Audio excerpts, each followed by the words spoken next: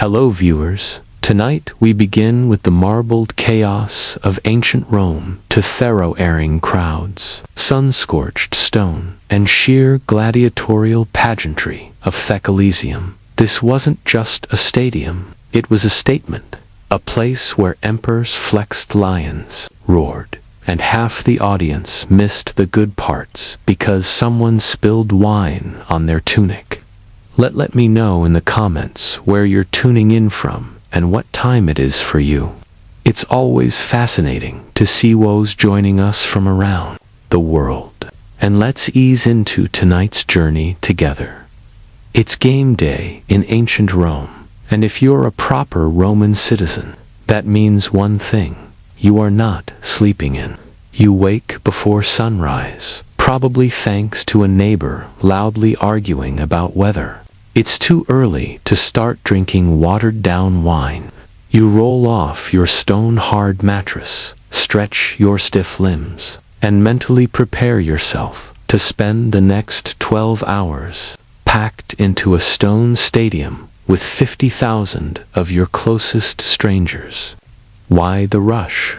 Because if you're not out the door before dawn, you'll be stuck sitting bend a column next to a guy who brought live poultry, and you'll miss the best parts of the show. Name a livery thing that doesn't involve someone blocking your view with a giant feathered hat.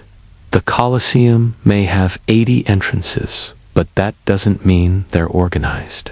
You're funneled in with the other citizens in your seating category, which, based on your sandals and general level of grime, places you somewhere between barely respectable and technically allowed inside. Senators and patricians get marble benches and shade. You get stairs and whatever breeze happens to sneak through the arches.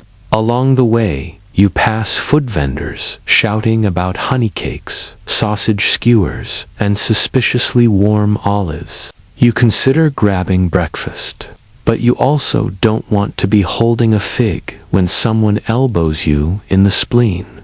Priorities. By the time you reach your seat, if you can call a sun-bleached slab of stone a seat, you're already sweating. It's not even 700 a.m. You pull your tunic into some approximation of a cushion, nudge Occult out of the way, and sit down. Around you, the stands are slowly filling up with other blurry citizens, chatting loudly about the rumors of the day. Are there really 20 tigers? Did a German gladiator bite Sumion's ear off? Is the emperor attending? And if so, will he be in a good mood? You don't know, but you're here. That's what matters. You made it into the Colosseum before the gates closed and the executions began. You haven't fainted, lost a sandal, or been trampled. Yet, by Roman standards, that's a perfect morning. As you finally get a moment to look around, the scale of the place hits you. The Colosseum is massive. Like we could have built schools, but instead we did this massive, completed in 80 CE by Emperor Titus, the man who decided bread and circuses were a legitimate political strategy. The Colosseum wasn't just an amphitheater, it was an architectural brag, a public relations stunt in stone, a way of saying, look at this empire. It's wide enough to import hippos for sport. At its peak, the Colosseum held somewhere between 50,000 to 80,000 people, depending on how loosely the fire marshal interpreted maximum capacity. It stood 150 feet high, had 4 levels of seating, and more entrances than a modern airport. It was so well designated that it could be filled in 15 minutes, or emptied in 10, if someone screamed fire or free wine. The exterior is clad in travertine limestone and decorated with grand arches, statues, and columns. The kind of aesthetic overachievement you only get from an empire that's conqueridarian.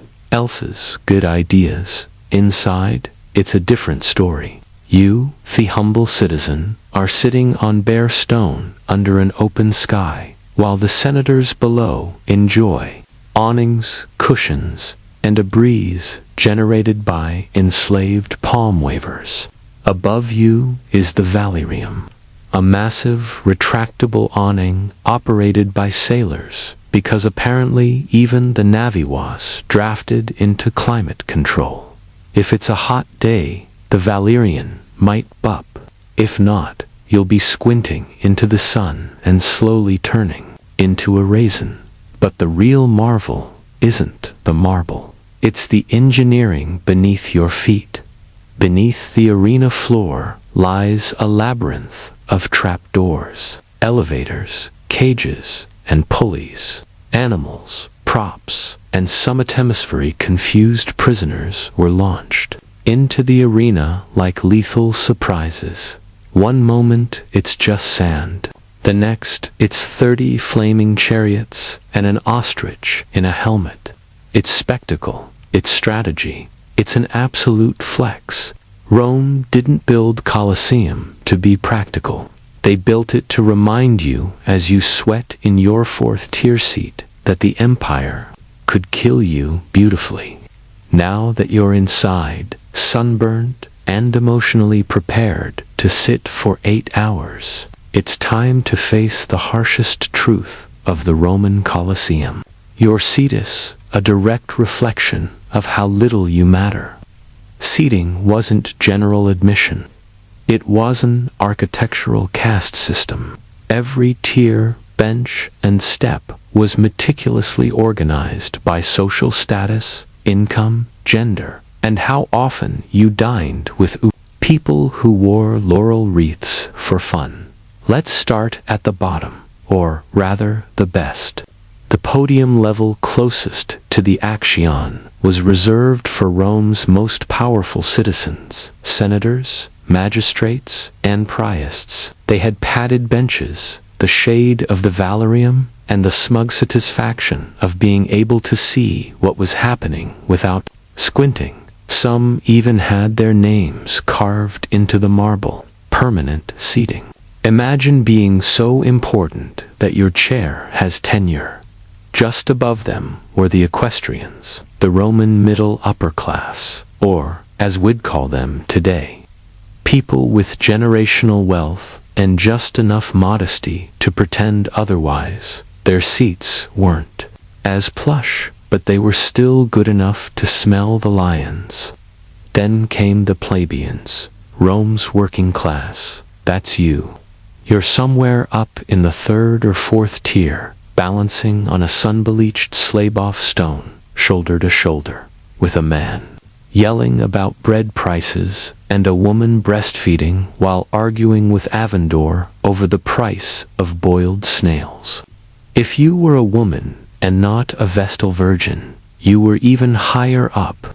Women, slaves, foreigners, and other undesirables got the nosebleeds. The views were bad, the shade was non-existent, and the smell of 50,000 Romans having feelings in wool tunics drifted upwards like an old factory punishment.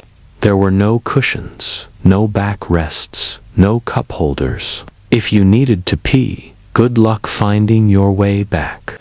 And if someone spilled wine on you from above, that was just part of the ambiance. But you came anyway, Bess. The Colosseum wasn't just about the games.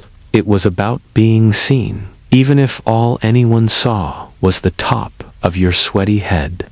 Welcome to the cheap seats. No one here is important, but everyone is entertained. So, you've made it to your seat, high up, hot, and surrounded by people who believe personal hygiene is more of a seasonal suggestion than a daily habit. As you prepare for the festivities, your stomach growls. You didn't bring anything.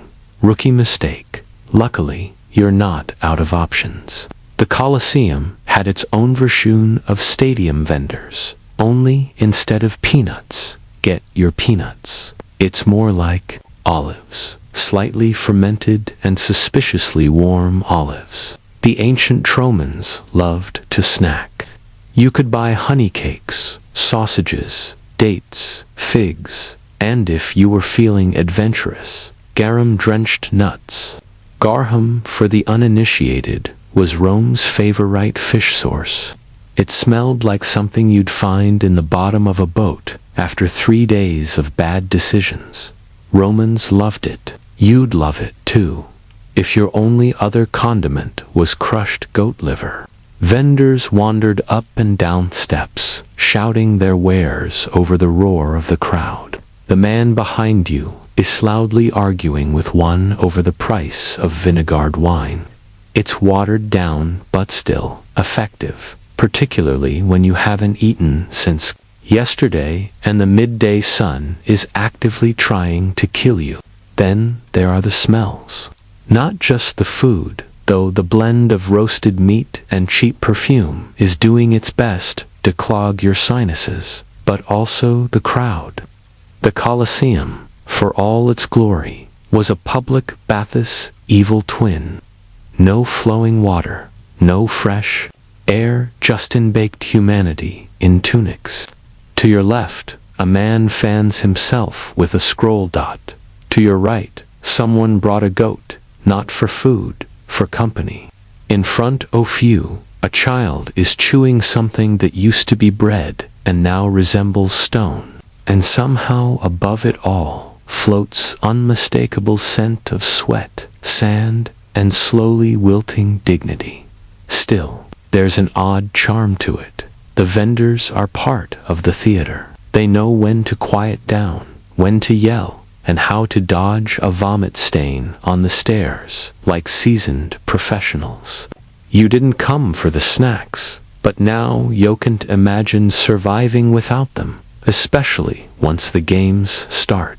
You'll want something to chew on and emotionally process it, while watching a man try to fight a leopard with a fork. The games always started with a bang, or, more accurately, a beheading. Before the gladiators took the stage, the Colosseum warmed up the crowd with a little morning bloodletting, courtesy of condemned criminals, war prisoners, and people who probably just annoyed the wrong senator. These weren't your standard boring executions either. No, this was Rome. This was entertainment. The condemned were often forced to reenact famous myths, but with the kind of realism that would make modern directors say, hey, maybe tone it down. Take the story of Prometheus, for instance. In the myth, he's chained to a rock while an eagle eats his liver every day. In the Colosseum version, a criminal is chained to a fake rock, and Ariel Eagle is encouraged to dig in. Not symbolic violence, actual organ removal. Another crowd favorite was Orpheus. In the underworld, it ended predictably, with Orpheus being torn apart by wild animals. And yes, actual leopards were involved. You're starting to realize that when Romans said live theater, they meant it very, very literally. The audience loved this part, cheering, laughing, booing like it was a bad comedy set. The logic was simple. These people were criminals and public. Execution was a civic duty and a public service all rolled into one. It was justice wrapped in spectacle, dipped in horror, and served before lunch. Sometimes the condemned were simply thrown to the beasts, with no backstory or dramatic flair. Just man versus lion, minus the inspirational music. Feast moments were loud, fast, and if you blinked over Thrune, the crowd loved Thrune predictability. The man next to you is already yelling, bite the leg, and it's 8:30 in Thruning. It's hard to say what's more shocking, the violence, or how completely normal it feels here. This isn't considered extreme. This is just the warm-up. And as the final body is dragged off stage and the arena is rad, not because you're bloodthirsty, but because everyone else is clapping and you don't want to seem like the weird one. Congratulations, you're now emotionally invested, and the real show hasn't even started. After the criminals have been properly mythologized and dismembered, it's time for round 2 of the morning spectacle. The beast hunts or vines fortos of you who like your Latin with a side of animal cruelty. Now, if you thought this part was going to be a calm interlude between gore and glory, think again. Rome didn't conquer half the world just to import silk and spices. Lions from North Africa, elephants from India, bears from Gaul, ostriches from wherever ostriches came from before they regretted it.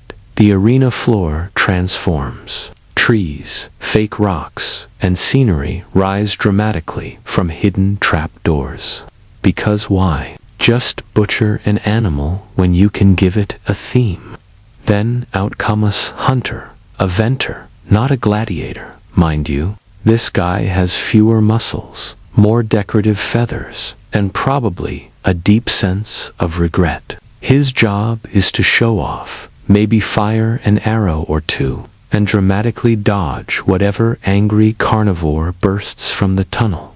Cue a lion that hasn't eaten in 2 days. The crowd is thrilled, bets are placed. Someone behind you is already shouting to sisters on Thelion, and the woman next to him is trying to sell fig pastries shaped like leopards. Capitalism lives. Sometimes it's one-on-one hunter versus beast. Other times, it's mass chaos. A dozen panthers released at once. Wylarkers on platforms try not to shoot each other. On special occasions, elephants are brought in. You haven't truly experienced ancient Rome until you've seen an elephant stomp on a wooden replica of a barbarian village, while an official explains how this represents Rome's triumph over univilized lands. It's equal parts nationalistic pageant and animal-themed panic attack. And if you're wondering whether the animals ever won, yes, they did. Sometimes the hunters didn't walk out, and the crowd loved that too. There's something deeply Roman about cheering both the hunter and the thing trying to eat him. Eventually, the beasts are killed. The scenery is cleared, and someone with a broom and a very high tolerance for trauma comes out to clean up what's left of the morning. You take a deep breath, because up next, actual humans fighting each other. For your entertainment, the crowd hushes, trumpets blare. Somewhere, a nervous goat bill. It's finally time for what everyone's been waiting for, the gladiators. Forget the criminals and theliopards. This is the main event. The part where trained professionals try to turn each other into decorative stains in sand. If the beast hunts were breakfast, this is the roasted meat platter of the day, served with a sedative existential crisis. Gladiators weren't just fighters. They were celebrities. Think modern athletes, but with more scars and less dental coverage. Some were slaves. Some were volunteers. Some were nobles, going through a phase. All of them knew how to make an entrance. And what an entrance it is. They emerge from the darkened tunnels like rock stars, or maybe like livestock who've learned choreography. Their armor gleams in the sun, helmets sparkle, swords are drawn, the crowd erupts, children scream, someone throws a garland. You're not even sure who these guys are, but you cheer anyway. Because peer pressure is eternal. The announcer, yes, there is one, calls out the names, origins, and combat styles of each gladiator. A Retiarius with a net and trident, a Caesar with azimuth helmet and a short sword, a Mildo with a fish-shaped crest that's not helping him win any fashion contests, Each pairing is carefully chosen for drama. Big versus small, fast versus armored, local hero versus imported lunatic. This is a blood sport with casting direction. Then the fight begins. It's not just wild swinging. There's strategy, rhythm, pauses, feints, parrying, sand, lots of sand. Some fights end quickly. One bad step, one good stab. Others drag on for minutes as the fighters circle each other like angry ballet dancers with iron shoes. The crowd lives for it, gasping, cheering, shouting unsolicited advice from the upper tiers. Go for the neck.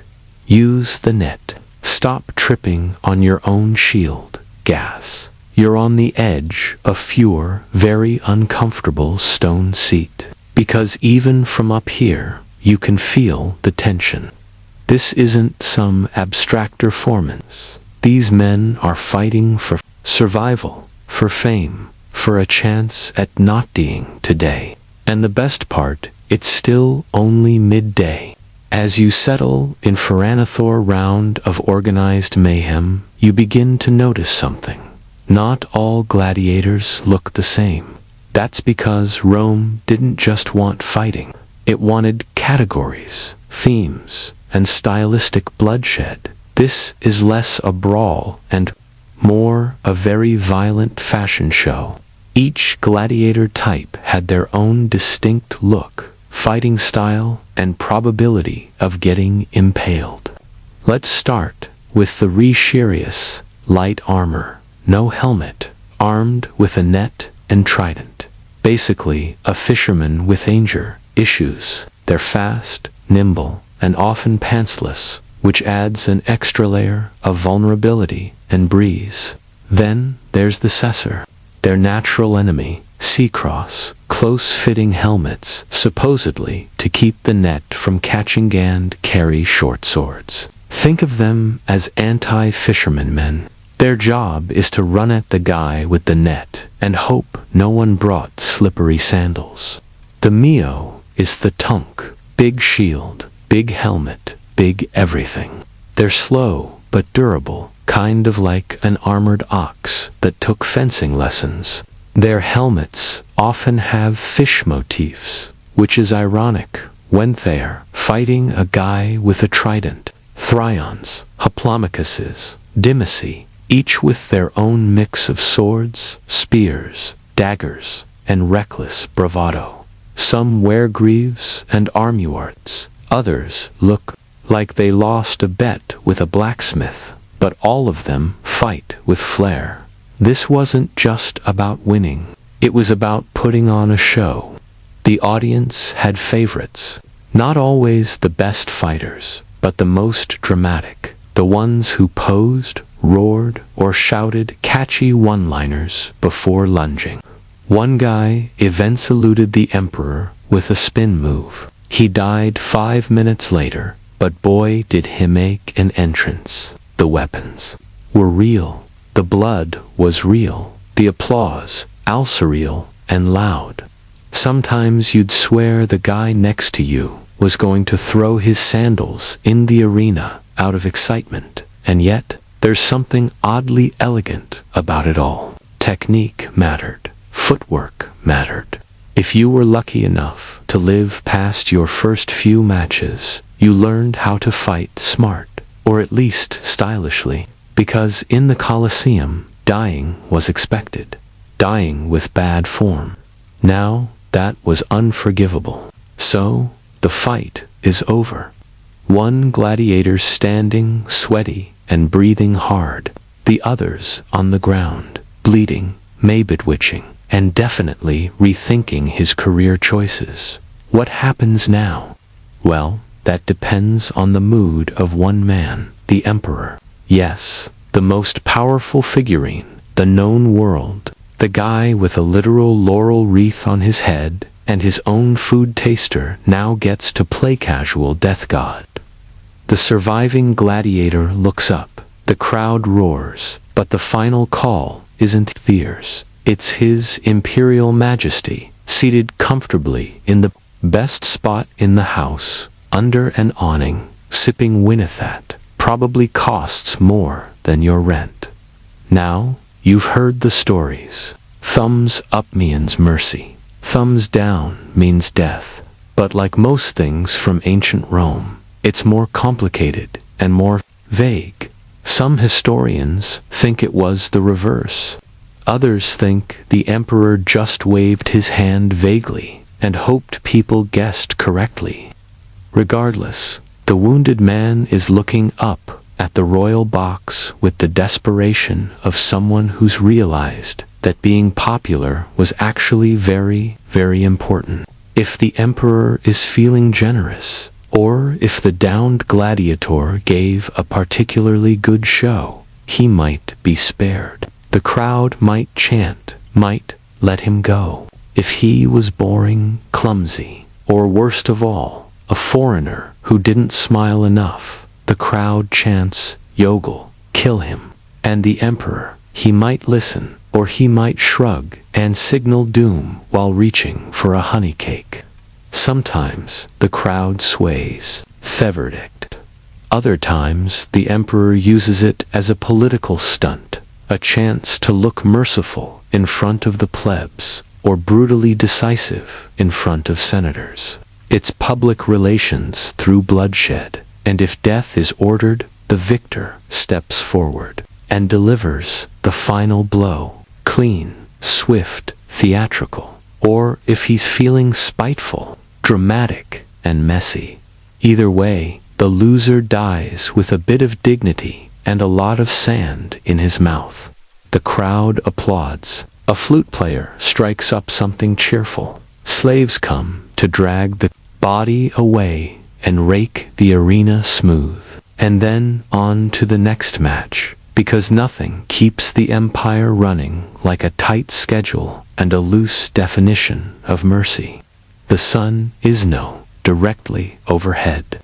The marble is hot enough to fry a dormouse, and the guy next to you is slowly melting into his tunic. You, however, are still seated because you've made it this far, and damn it, you're going to watch men hit other with swords, even if you pass out doing it. Welcome to intermission, or as the Romans saw it, an opportunity to not die from dehydration before the next round of Mortal Kombat. There's no scheduled halftime show, no gladiators doing synchronized routines to pan flute music, just a lull in the screaming, some polite groaning, and the distinct sound of thousands of people shifting their sweaty bodies on stone. Fenders reappear, somehow louder than before. Wine, olives, salted something. You buy a cup of lukewarm puska, a vinegar water concoction so tart it could pickle your internal organs, because it's either that or licking condensation off a senator's awning. Meanwhile, slaves rake the arena floor, smoothing out the sand and scooping up any leftover limbs the morning crew missed. The smell somewhere between petting zoo, gym locker, and open grave. You try not to breathe too deeply. People use this to meadow, socialize. Senators stretch. Nobles whisper about which gladiator had the best abs. You overhear one man explaining to his wife that the lion clearly deserved to win.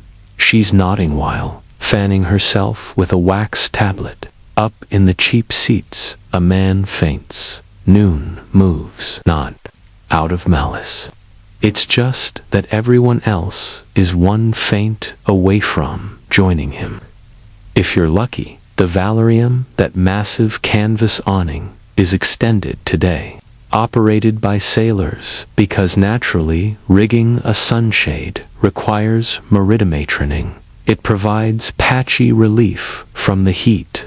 If you're in its shadow, congratulations. If not, enjoy watching your shadow slowly crisp like an amphora left in Anaven.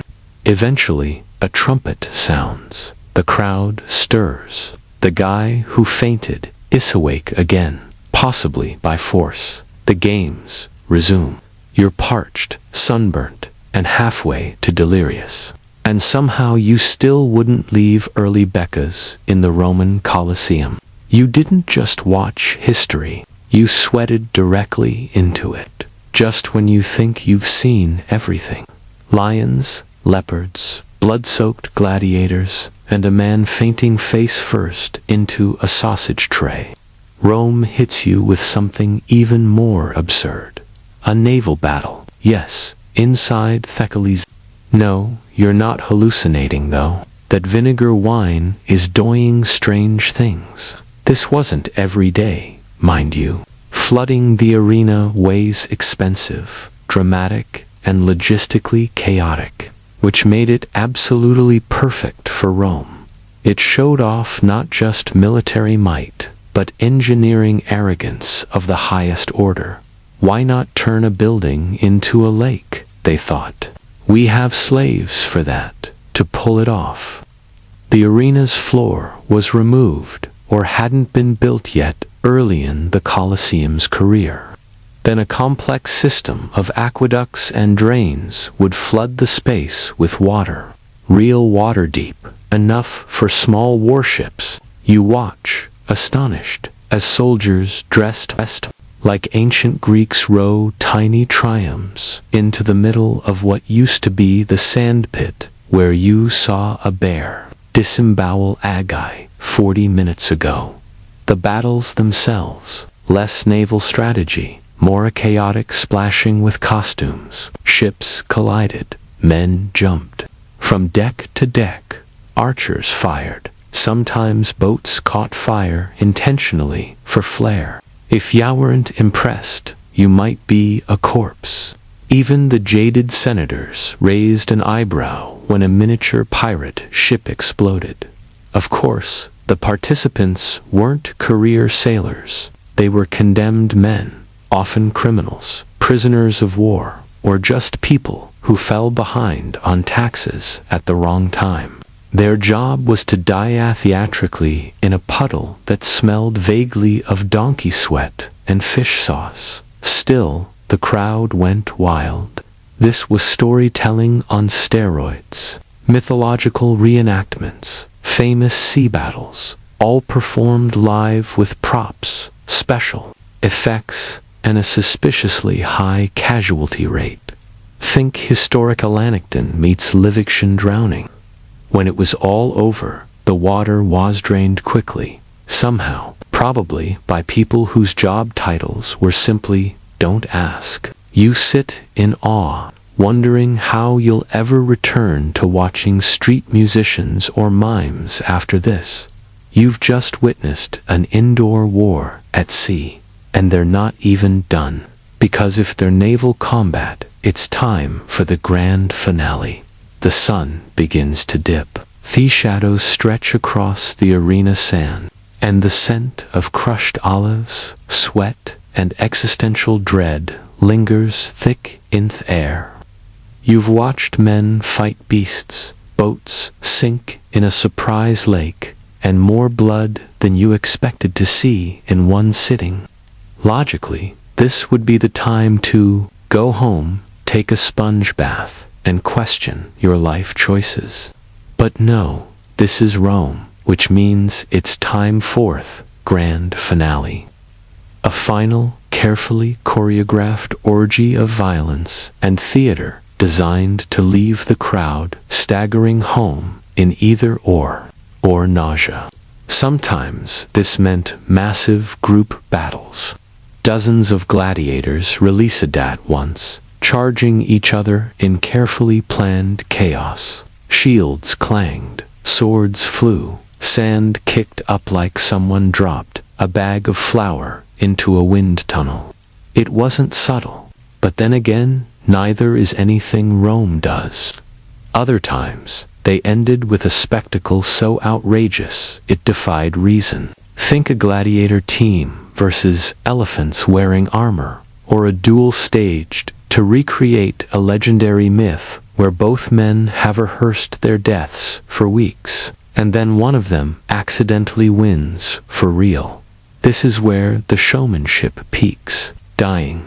Men still try to pose, servivore scream to the heavens. The crowd on their feet, a sea of tunics, fists, and enthusiastic moral flexibility. People chant for their favorites. Garlands are thrown. If a gladiator survives the day and has really impressed the crowd, he might even be awarded a wooden sword, the rudies, and his freedom. It's rare, but when it happens, everyone cries, even the wine vendors. The emperor stands, nods, waves, or does something appropriately majestic. Maybe he leaves early, bored. Maybe he makes a speech. Either way, the day ends, not with a whimper, but with thunderous applause and the distant sound of Samyonev emitting from too much sun and Gurum. You, exhausted and deeply confused about your ethics, rise with the others. Your tunic is stained, your back is numb, and your mind is filled with scenes you'll never quite be able to explain at dinner. And yet, you'd absolutely come again tomorrow. Because no one stages a blood-soaked standing ovation quite like Rome. The trumpets have faded. The last gladiator has limped off stage, possibly upright, possibly being carried like a tragic meat sack. The crowd begins to stir, stretch, and engage in that masterless of Roman traditions, judging everyone else's opinions out loud. Make your way toward the exit, or try to. It's basically a tunic-based traffic jam. The post-show buzz kicks in. Everyone suddenly becomes a gladiatorial expert, despite having spent most of the fight arguing with their cousin about fermented goat cheese. I told you that Threon was going to win. No. Who? No. The secutor was robbed. Total sabotage. That elephant didn't even try. Clearly sick. Meanwhile, the vendors haven't missed a beat. They're still selling watered wine and mystery meats with the same enthusiasm they had 8 hours ago.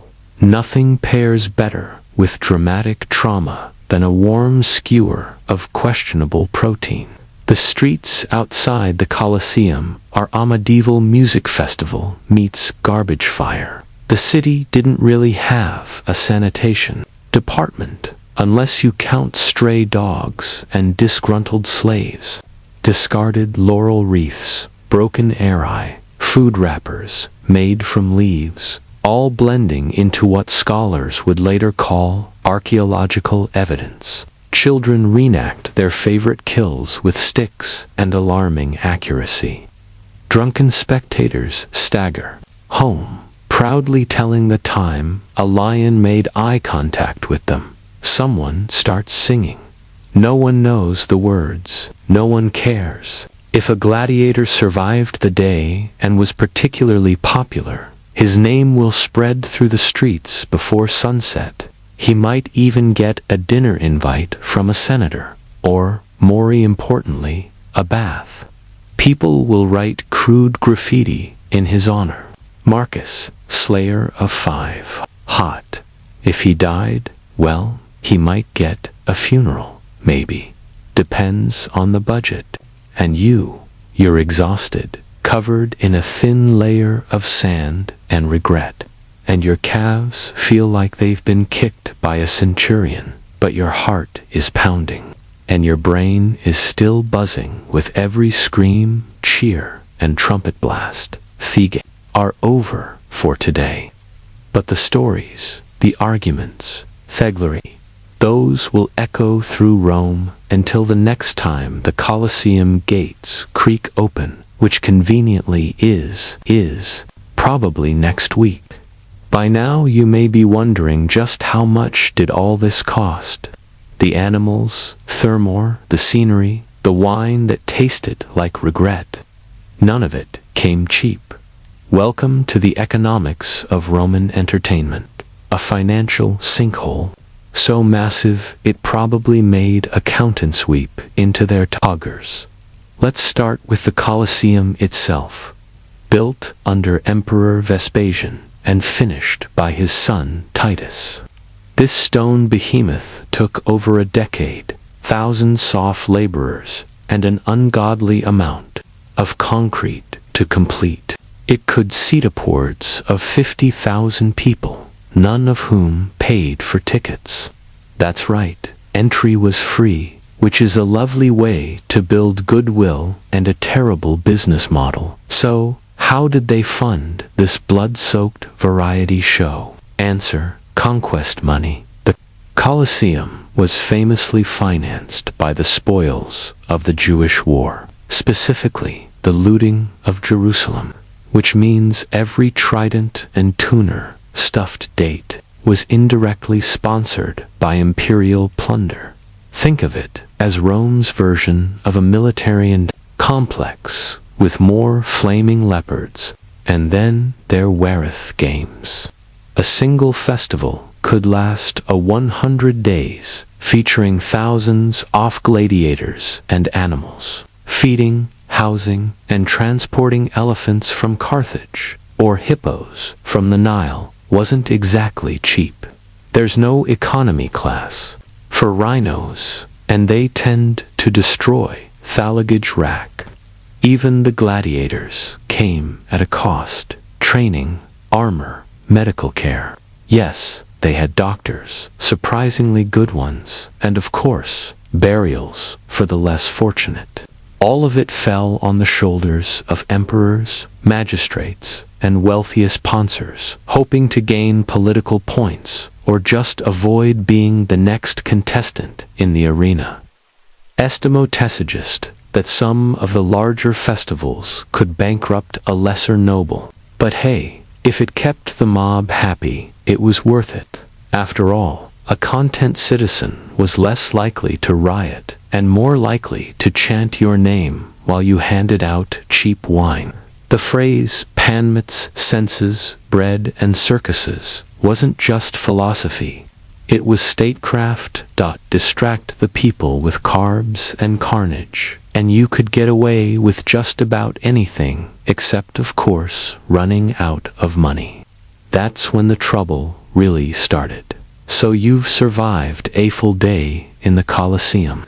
You've witnessed executions, beast hunts, shipwrecks, sword fights, sunstroke, questionable sausages, and an entire empire's fragile ego on display. And their mystery isn't how anyone survived the heat. It's why they came back. The answer is simple. Rome knew how to put on a show. For the average Roman citizen, especially those in the lower classes, life outside the arena was, well, let's say, unforgiving. Cramped apartments, uncertain food supplies, public toilets that doubled as conversational spaces, and a city that smelled like ambition, sewage, and goat. But for a few glorious hours, the Colosseum offered escape. Inside those towering stone walls, you weren't a shoemaker with back pain or a slave with terrible luck. You were a spectator, a part of something larger, a witness to triumph, tragedy, and highly choreographed maulings. It was also where Rome told its story, not with books or lectures, but with spectacle. Each fight symbolized the strength of the empire, the order of Roman civilization, triumphing over chaos, or at least some guy named Chaos getting decapitated. And let's be honest, humans have always had a complicated relationship with violence. The Colosseum just industrialized it. Where else could yacht a fig tart while watching a Macedonian jewel, a ghoul under flaming javelins? There was also social pressure. Everyone went, senators, merchants, beggars, gossiping widows. To skip the games was to miss the thing everyone else would be talking about. You'd be the person at the dinner party going, "Wait, they had ostriches today." And suddenly, no one wants to sit next to you. And finally, Let's not forget the simplest reason. It was free. You could complain about the noise, the blood, and the flaming boats, but your wallet remained blissfully untouched. Rome might be an empire built on conquest and taxes, but it knew how to buy loyalty with deadpan pageantry. So the people kept coming back for the thrill, for the story, for the chance to forget just for a moment that outside the arena they were at the mercy of senators and sewer rats. Inside they were spectators. And in Rome, that was the closest most people ever got to power. Imagine a medieval town before the rise of guilds. The year is 1100. The air stinks of smoke, sweat, and horse dung. Narrow streets wind through cramped wooden houses, and behind every rickety stall, someone is trying to sell you something. A shoe, a pot, a hunk of bread, all of wildly different quality. You need new boots. The first cobbler says he trained under a master in Paris. The second says he trained under the moon and stars. Their shoes look thesome at a glance, but one falls apart in the rain, and the other gives you blisters so bad they'd get their own death certificate. This was the medieval economy before regulation, a chaotic buyer world of guesswork and salesmanship. Artisans were mostly on their own. There were no standard training paths, no oversight, and no organization protecting the interests of workers or customers. Anyone with tools and a prayer could claim to be a craftsman.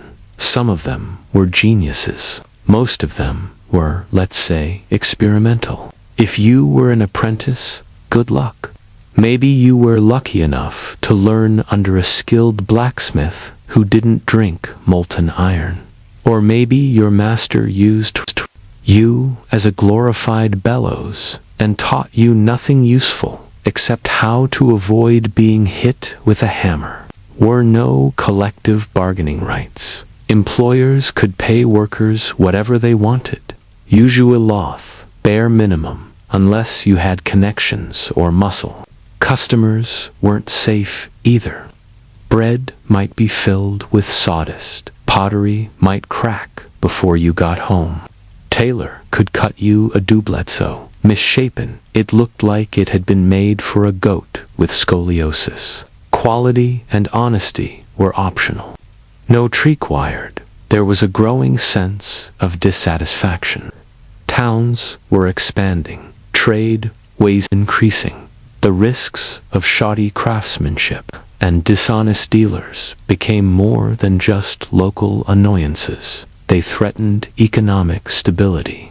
And out of that chaos, a solution began to form, one that would reshape not only work but entire cities. They called it guild. So how did the guilds begin?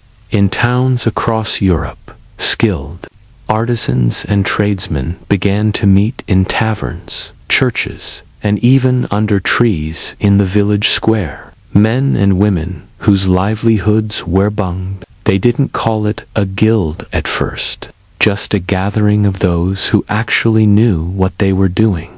At first, it was about protecting their name. If someone sold a warped sword and called themselves a smith, that reflected badly on all smiths. So, they started setting rules. Don't undercut, don't use cheap materials, don't train fools. It wasn't long before the citadel circles formalized. Through them, no approval, no customers, no job. These early guilds were part labor union, part trade school, and part secret society. And yes, there were candles, chants, and word initiation rituals, because this was medieval Europe, and everything had candles and weird initiation rituals. Guilds didn't just form in big cities. Even small towns had their own local weavers' guild, or cooper's guild. They worked together to regulate quality, enforce fair wages, and maintain ethical standards. Out Good luck making a living after that. For the common worker, this was a lifeline. Suddenly, there was a path forward. Your masterpiece, a literal test project to prove your worth. If accepted, you joined the ranks, the professionals. The towns liked this, too. Let's not forget that part. No system spreads without someone getting paid. By the 12th century, guilds weren't just common, they were powerful. They set prices, controlled markets, and in some towns had more influence than the mayor. And if you dared go against them, well, that's where things got serious. Joining a guild wasn't as simple as raising your hand and saying, "I make shoes now." No. Guilds were gatekeepers of tradition, skill, and let's be honest, money. Andy had rules. Lots of them. First, you started at the very bottom, an apprentice. You'd be sent off to live with a master, not just to learn the craft, but to be raised in the trade. It was part job, part adoption, part medieval boot camp. You'd clean the forge, run errands, stir thedvats, and maybe, just maybe, be allowed to touch actual tools. In fact, your family often paid the master to take you, and the training, grueling, if you survived. The years of labor, and didn't accidentally kill yourself with a misplaced chisel. You could graduate to the next level, journeyman. Now you were mobile. You could travel, hence the name, from town to town, working for various masters, perfecting your craft, and getting paid a wage. But you still weren't a full member. That title was reserved for those who submitted a masterpiece, a finish so flawless it would be judged by the guild elders themselves. Imagine the pressure. You spend months crafting a single item, a chair, a sword, a tapestry, knowing that a crooked stitcher, uneven weld, could send you back to journeyman status. If you passed, congratulations. You were now a master with the right to open your own shop, train apprentices, and have a say in guild politics. But being a master didn't mean freedom. You were now beholden to the guild's book of rules, and oh boy, was it thick. You couldn't work outside guild hours. You couldn't undercut the agreed-upon price. You couldn't hire too many workers or use no-proofed materials. Violations meant fines, blacklisting, or worse, public humiliation. And yes, there were official punishments for shoddy work, up to and including banned from the town. Part cartel, part medieval mafia. And now that they had power, guilds weren't afraid to use it, not just to protect their trade, but to shape entire cities. By the 13th century, guilds weren't just part of town life, they were town life. Streets Werefton, named after trades. Baker Street, Fishmonger's Lane, Cordwares Alley, Pfeffinist buildings, not palaces, guild halls. These were towering stone structures that served as meeting places, event venues, courts, and yes, occasionality verns, after hours. Guilds dictated not only what got made, but how, when and by whom. They regulated prices to prevent undercutting, set minimum standards for quality. It was control, stability, predictability. A guild town was unorganized.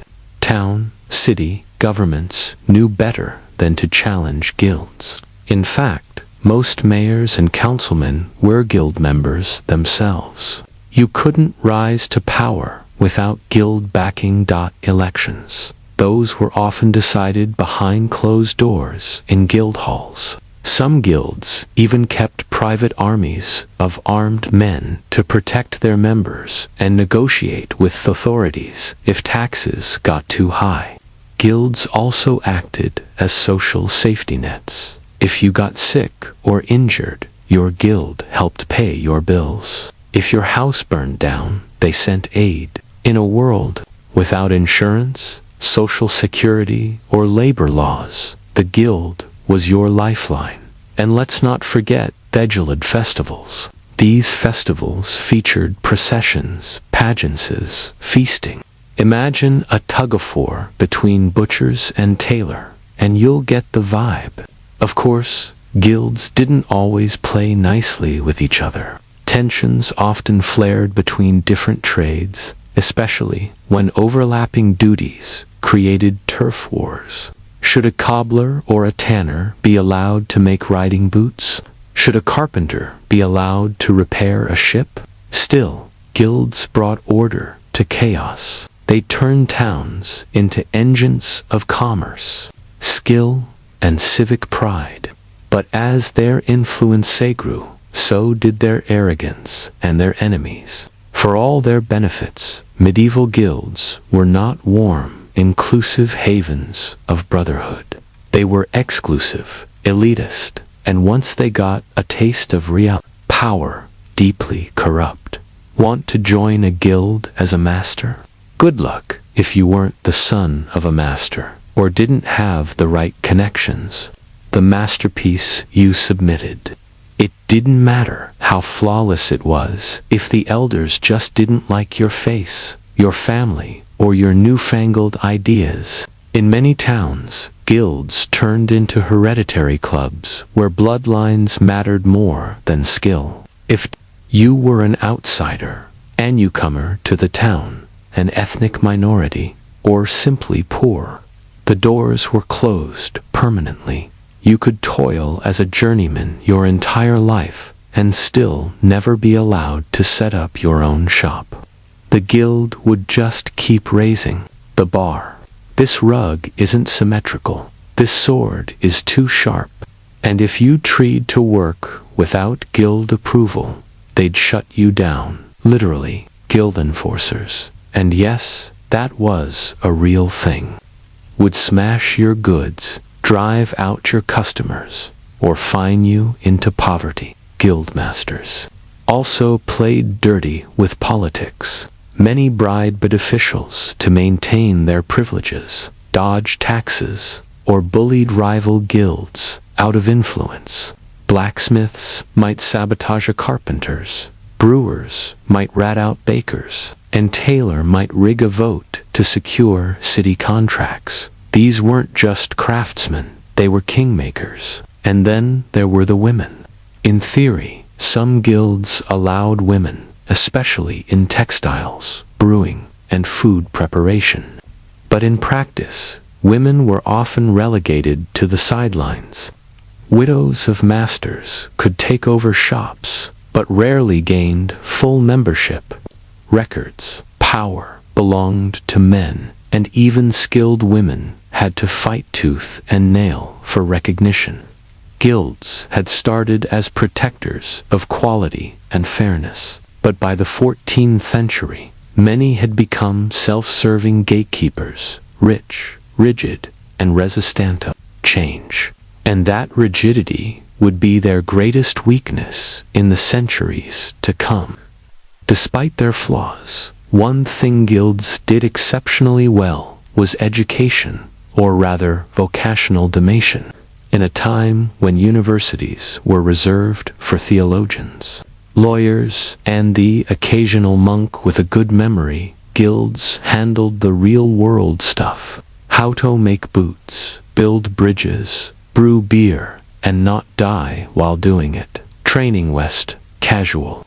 It was a years-long, structured, often grueling process. And life revolved around two things: the workshop and the master's temper.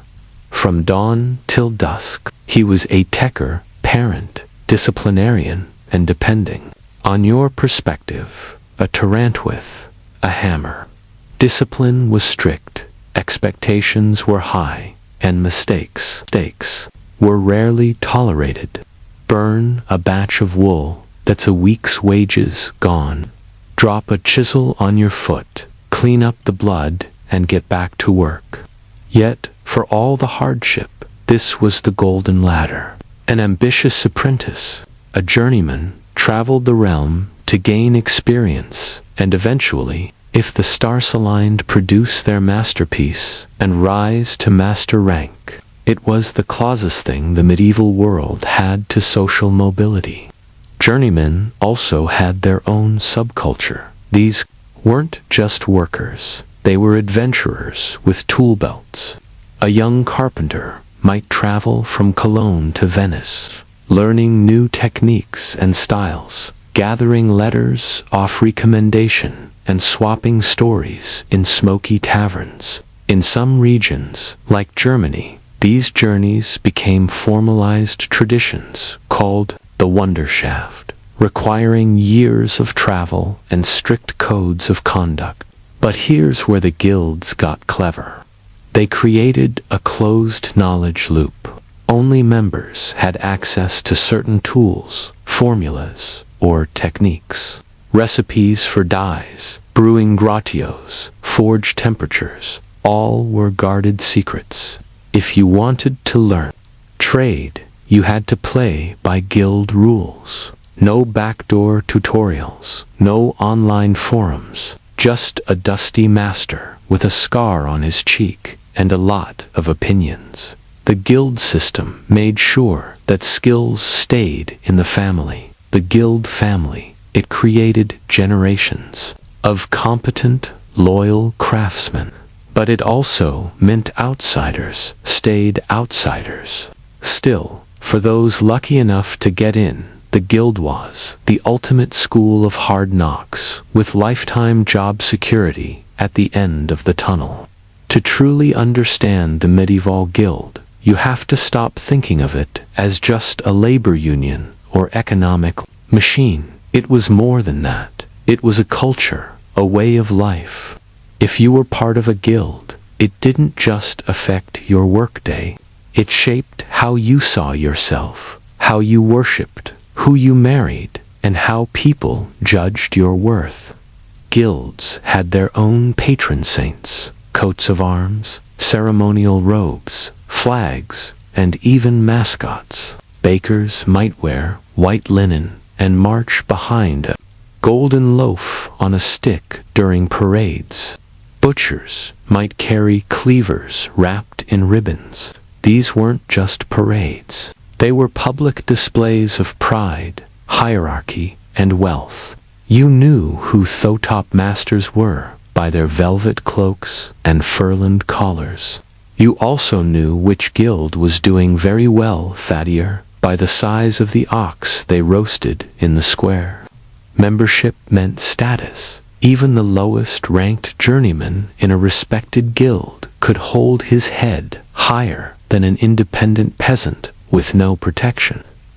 Masters were often among the richest men in town, and their daughters were considered prime marriage material.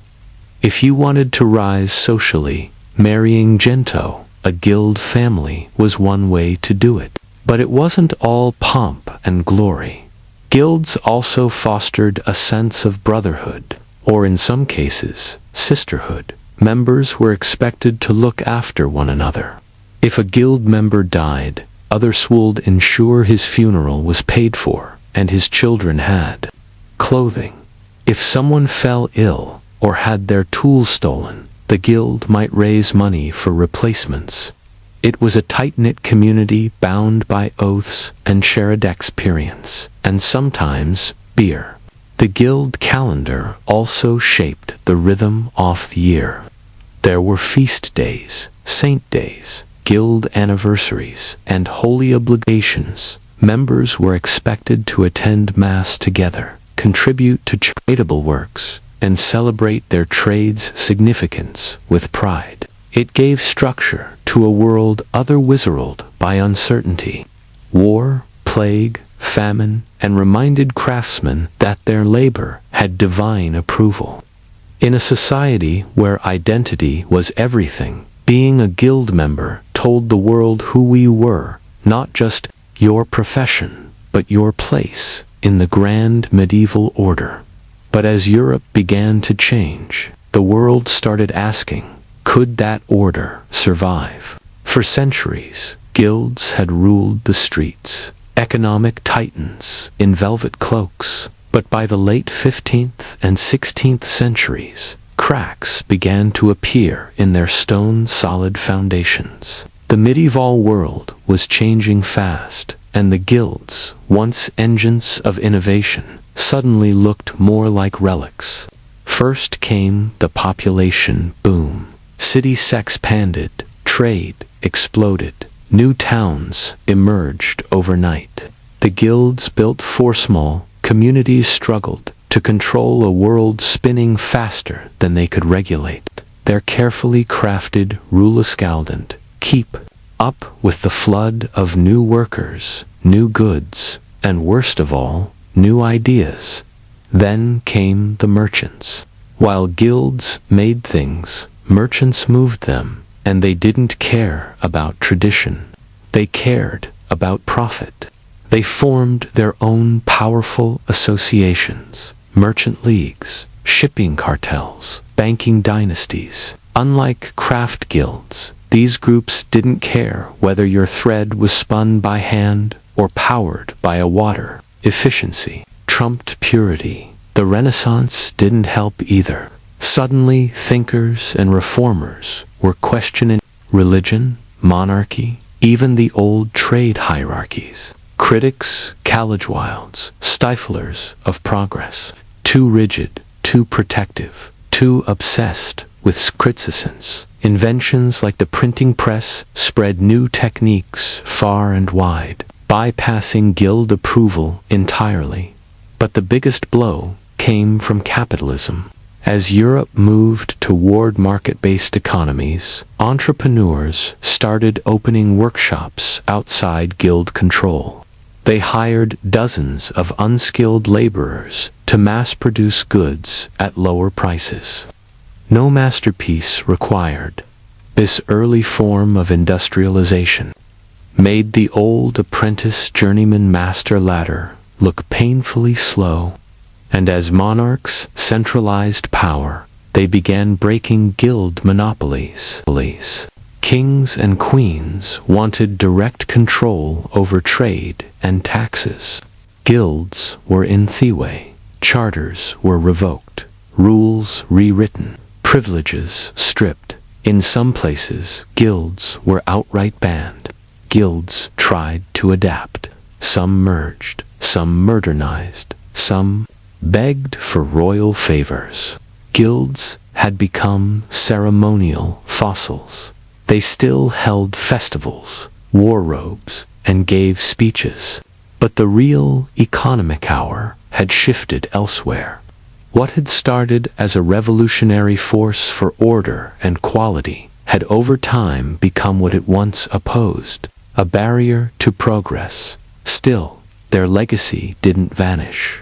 It simply changed shape and set the stage for what came next. Though the medieval guilds faded from power, their fingerprints are still all over modern society, if you know where to look. That trade school down the street, that's a direct descendant of the guild's apprentice system. That's guild logic. Even the word masterpiece still echoes its original use. A test of craftsmanship to prove your worth. Unions, guilds were their ancestors, the OG labor protectors. They organized strikes, demanded fair wages, provided injury support, and resisted exploitation long before Marx wrote a single word.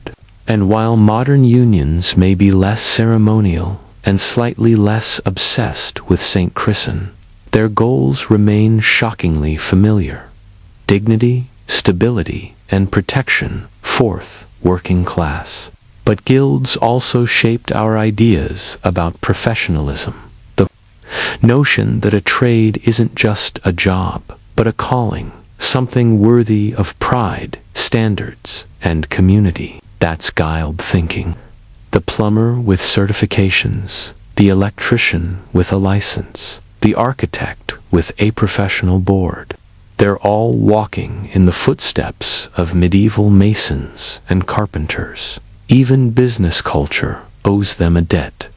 Corporations and LLCs, medieval guilds, had charters, regulations, membership tiers, and communal resources.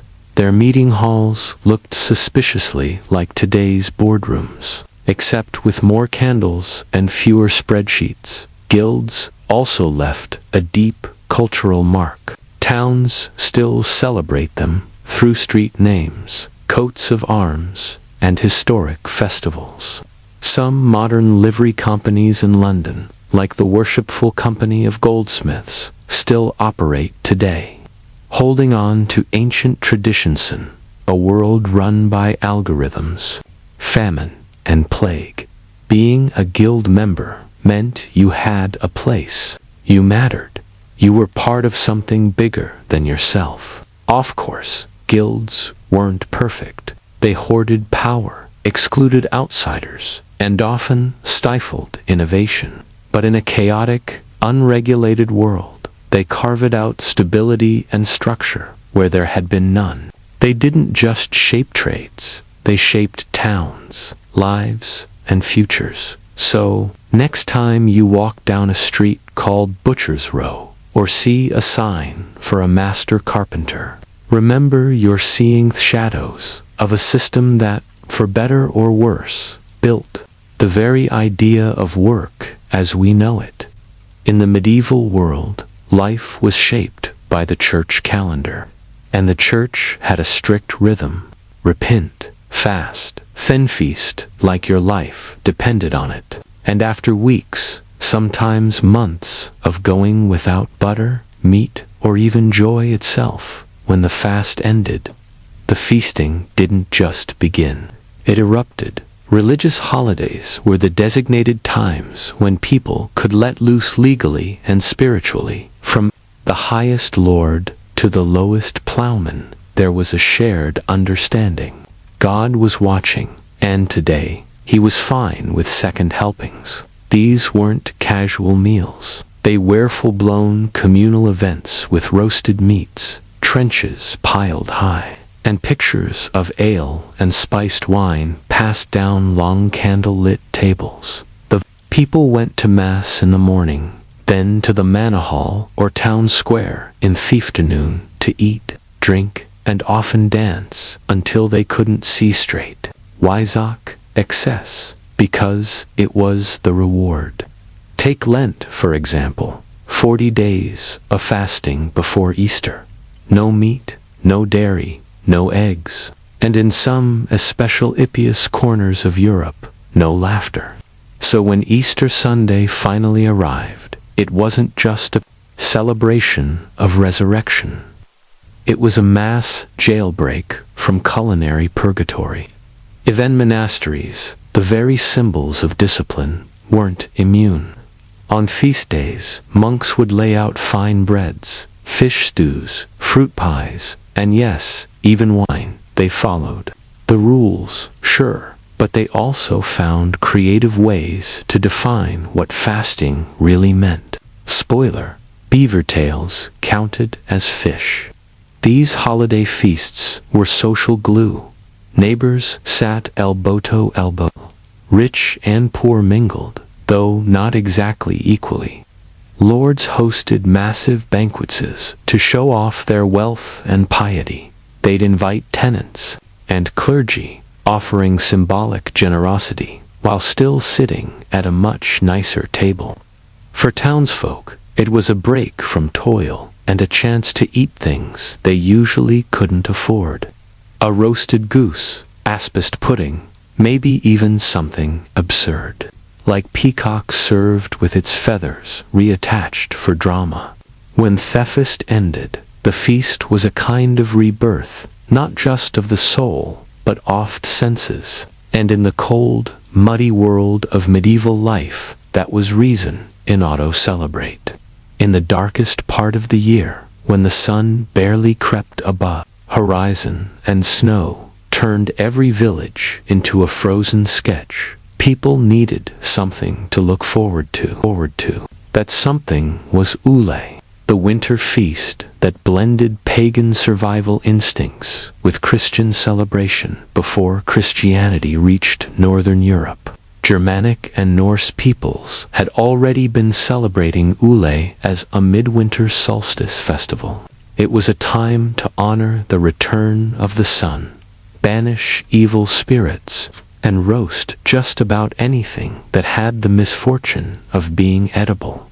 Fires were lit to drive away darkness and entire trees. Ule logs were burned in hearths meant to last 12 nights straight.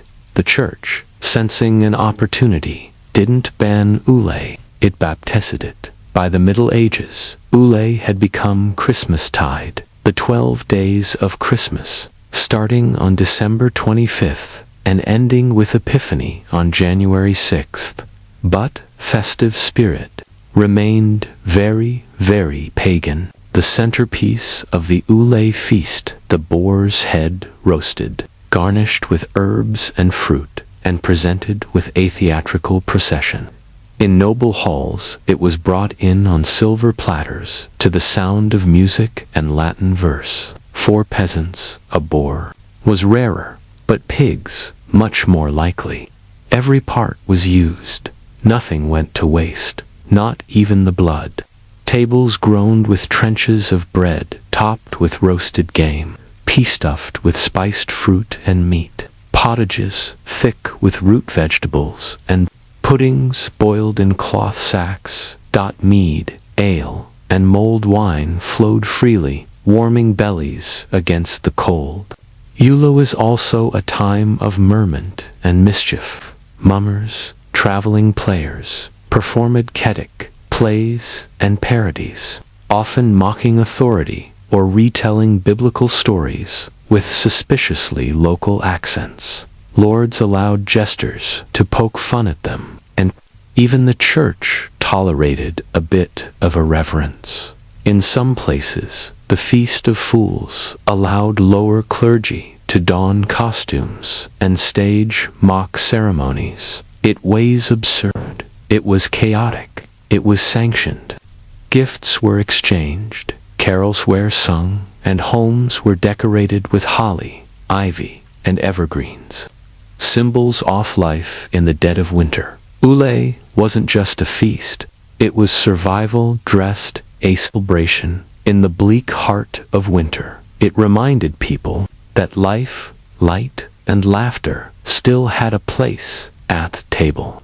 If Christmas was the feast of joy, Epiphany was the feast of meaning, celebrated on January 6th. Epiphany marked the visit of the Magi, the wise men, to the Christ child. But in the medieval world, it was also the culmination of the entire Ule season, and in many places, it was even more elaborate than Christmas Day itself. By the 12th night, people were tired, full, and possibly still drunk from a week of non-stop revelry, but no unanimous Epiphany.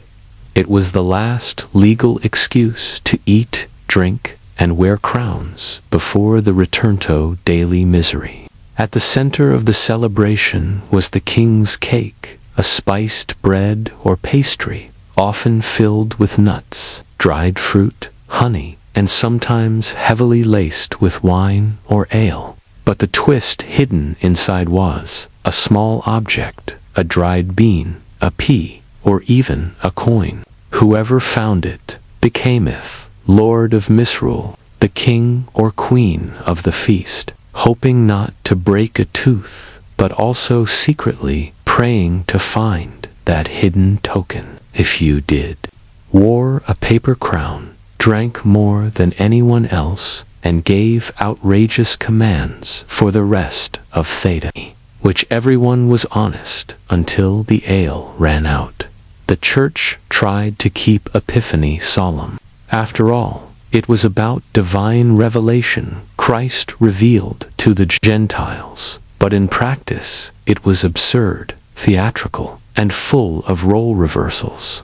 Servants mocked their masters. Women gave orders to men. Monks impersonated bishops. In France and England, children were crowned boy bishops who led processions and mock sermons. It washes structured, holy chaos. Feasting was still very much involved. Tablesware reset with the best of what remained. Roasted meats, candied nuts, sweet custards, and mulled wines. In richer households, exotic spices like cinnamon, cloves, and saffron made appearances, signaling wealth and worldliness. Epiphany was a strange blend of solemnity and satire, a sacred day laced with sugar, sarcasm, and symbolism. It reminded medieval people that even in the most rigid social order, there was space, however briefly, for play, inversion, and mystery. After Epiphany, the long winter resumed. But for one last glittering night, the world turned upside down, and everyone played along. If medieval feasts were fire, Lent West Ice Bucket, lasting 40 days, not counting Sundays. Lent was the season of discipline, denial, and spiritual grit leading up to the great triumph of Easter. But in practical terms, it was a long, exhausting culinary drought that made Easter taste like heaven. Lent officially began on Ash Wednesday, following the riotous indulgence of Shrovetide, a pre-fast spree where people cleared out their pantries. In one last glorious binge of butter, eggs, and meat, it was the medieval version of eat everything before the diet starts. Pancakes, pastries, sausages, anything rich or fatty had to go. Then the stopped. During Lent, meat was strictly forbidden. Dairy, eggs, and even certain fats were also off limits, depending on the region and level of devotion. That meant no milk in your porridge, gnocchis with your bread, no lard for your vegetables. It was a diet built around fish, legumes, onions, leeks, and penance. Monasteries had rule books to guide this austerity. Lay people followed the example, sort of. While some genuinely suffered through Lent with humility, others learned to improvise. In medieval France, beaver tails were classified as fish and thus fair game for fasting. In some places, barnacle geese, mysterious birds that supposedly grew on driftwood, were also eaten since they were considered half fish, half bird. Science? No. But spiritual lufalos? Absolutely. But for most people, Lent was hard, especially the poor who had no salted meat or luxury items to give up in the first place. They just got hungrier. Children grew listless. Energy drained from fields and workshops. And the world seemed gray, physically and spiritually. And that's precisely why the Easter feast mattered so much. The more intense the fast, the more glorious the reward. Lent wasn't just a theological ritual. It was a psychological setup for the most joyous meal of the year. Theoprivation carved out space for the celebration. By Holy Saturday, alive, ovens were stoked, butter churned, eggs hoarded, or newly laid ware whisked into custards. Lambs were prepared, sweetbread spiced, winyun corked. The long hunger would end soon. And what followed wasn't just a feast, it was an explosion of color, taste, music, and resurrection.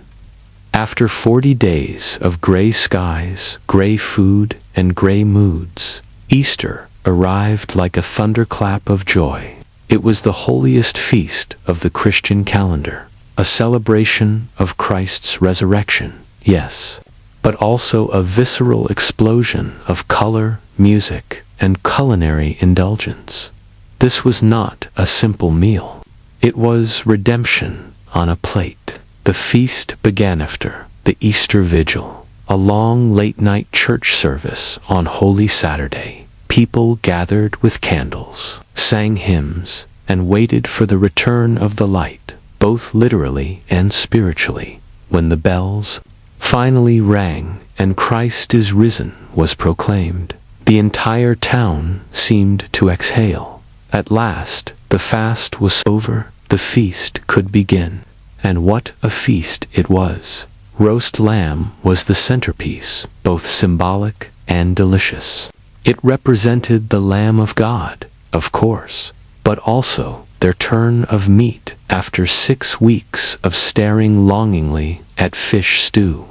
Wealthier households might also serve ham, ve, a revan, a whole suckling pig, apples in its mouth and all. For those who couldn't afford meat, they made do with eggs, cheese, and breads enriched with butter, luxuries that had been forbidden just days before. Eggs were everywhere, boiled, dyed, baked into pies, or hidden inside sweet custards. They symbolize a new life and resurrection. But let's be honest, people had just been hoarding them for weeks because chickens don't stop laying during Lent. Come Easter, the backlog became bounty.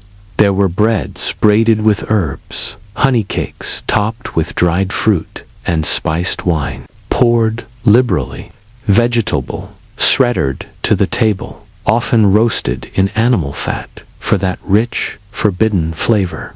In towns with Jewish populations, some elements of Passover feasting even made their way into Easter meals, bitter herbs, flatbreads, and storytelling.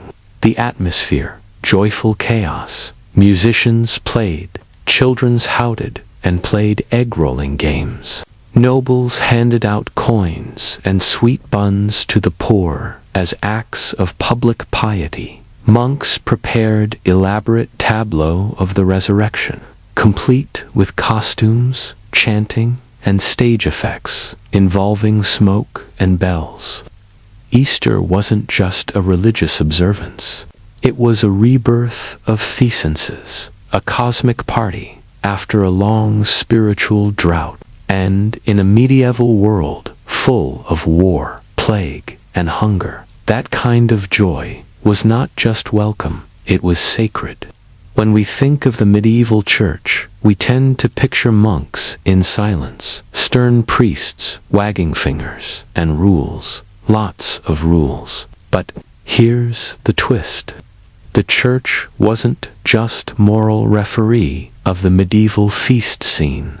It was often the host, chef, and party planner. Feasting and faith went hand in hand, especially on holy days. The church calendar didn't just mark fasting periods, it also dictated feasting ones. Nearly every major celebration had a liturgical justification and a table groaning with food. Saints, days, holy days, martyrdoms, miracles, all worthy of a good meal. Monasteries, for example, weren't just quiet enclaves of prayer. They were food powerhouses. Many owned vast tracts of farmland, vineyards, breweries, and fisheries. Their kitchens could rival noble households in size and output. On feast days, they'd roll out courses of baked fish, fresh bread, soft cheese, fruit conserves, and if the day was really special, sugar, the white gold of the medieval world. For bishops and abbots, lavish hospitality was practically expected. It showed piety, generosity, and power. Hosting a proper Easter or Epiphany banquet, complete with clergy, nobles, and poor villages, was as much a religious act as saying Mass. It was charity, wrapped in pastry. Even lower clergy participated. Parish priests would often hold feasts for their congregations, blessing food and wine before joining in. Sometimes the churchyard itself became a festival, ground filled with music, dancing, and tables set under the open sky. Sermons in the morning, cider, down. Of course, there were critics. Some reformers grumbled that monks were becoming too soft, too fond of roast goose and strong ale. There were complaints about gluttony in the name of God, especially when abbots had private dining rooms with velvet cushions and silver cutlery. But for the most part, the Church defended these feasts as expressions of divine joy, spiritual celebrations, made material. Feasting wasn't just tolerated by the Church, it was theology you could taste. Bread wasn't just food, it was sacrament. Wine wasn't just drink, it was celebration. And joy, after all, was one of the fruits of the Spirit. In medieval Europe, to feast was not just human, it was holy. Medieval feasts weren't just about food, they were full-blown sensory spectacles. If you were invited to a holiday banquet, you weren't just coming to eat. We're stepping into a carefully staged performance, where roasted boars shared the spotlight with jesters, musicians, mimes, dancers, and the occasional fire breather. Let's start with the basics: music and dancing. Minstrels were as essential to a feast as the meat. They played lutes, flutes, drums, and bagpipes, weaving in songs about saints, battles, courtly love, or just mildly offensive peasant humor. After enough wine, everyone from knights to cooks might join in singing bawdy songs or stomping in impromptu reels around the hall. Then came the traveling players who performed masked plays known for their absurdity and irreverence. Mumming was part theater, part ritual, part fever dream. Actors wore animal masks, dressed as kings or angels, and told tales with heavy doses of slapstick satire. Saints' lives were reimagined with local accents.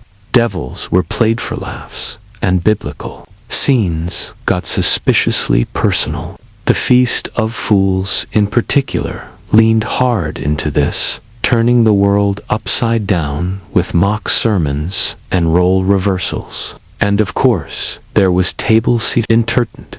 Ever seen a meat pie that when sliced released a flock of live birds? Medieval diners did.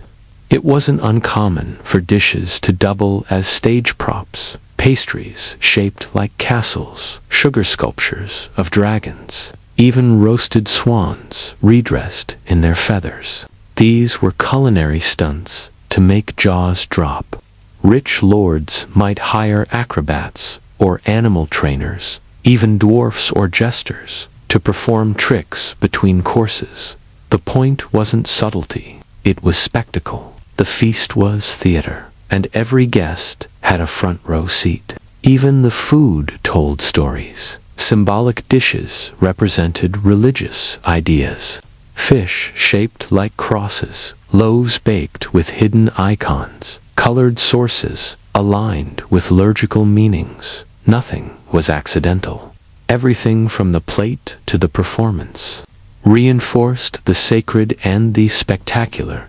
To eat at a medieval holiday feast was to be inside the story, singing, laughing, gasping at fireballs or edible castles. In a world with no Netflix, this was the blockbuster premiere, and it came with pudding.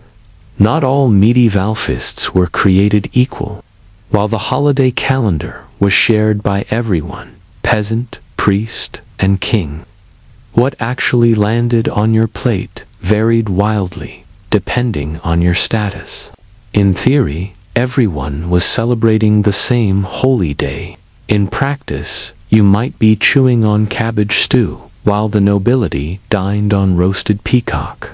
Let's start at the bottom. The peasantry holiday feasts were a rare break from monotony and hunger. Most of the year, meals were built around grain, porridge, coarse bread, and whatever seasonal vegetables survived the cellar. But on major feasts like Easter or Epiphany, Even the poorest household scraped together something special.